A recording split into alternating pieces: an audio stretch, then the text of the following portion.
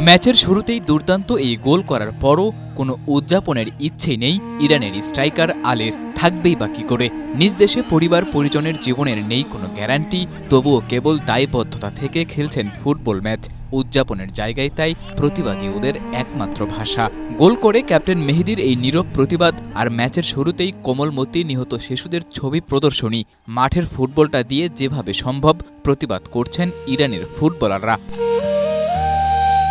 মায়ের কোলে হাস্যোজ্জ্বল কিংবা স্কুল ব্যাগ হাতে দাঁড়িয়ে থাকা শিশুদের এই ছবিগুলো যখন প্রদর্শন করছেন ইরানের ফুটবলাররা, তখন মাঠেই ছিলেন ফিফা প্রেসিডেন্ট জিয়ান্নি ইনফান্তিনো। ট্রাম্পের খুব কাছের বন্ধু হিসেবে নিজেকে পরিচয় দেয়া ইনফান্তিনো কি ইরানের ফুটবলারদের কষ্ট পৌঁছে দেবেন ঘাতক ট্রাম্পের কাছে? আর দিলেও বা কি বন্ধ হবে মরণঘাতী এই যুদ্ধ? মিলিয়ন ডলারের এই প্রশ্নের আপাতত নেই কোনো উত্তর।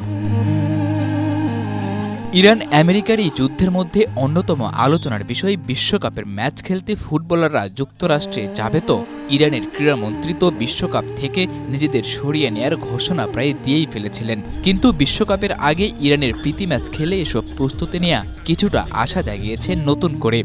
যুদ্ধবিধ্বস্ত ইরানের একটা প্রীতি ম্যাচ উপভোগ করতে তুরস্ক আসা ইনফান্তিনো ম্যাচ শেষে আত্মবিশ্বাসী কণ্ঠে জানিয়েছেন ইরান বিশ্বকাপ খেলবে। সূচি অনুযায়ী যুক্তরাষ্ট্রের যেই ভেন্যুতে খেলার কথা, সেই ভেন্যুতেই ম্যাচগুলো হওয়ার আশা প্রকাশ করছেন FIFA president.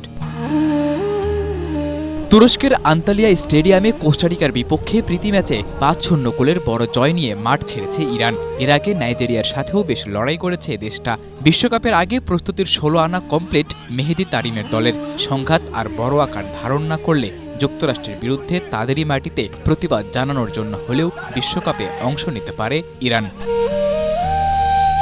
সাদাতুর Rafi, Asia post.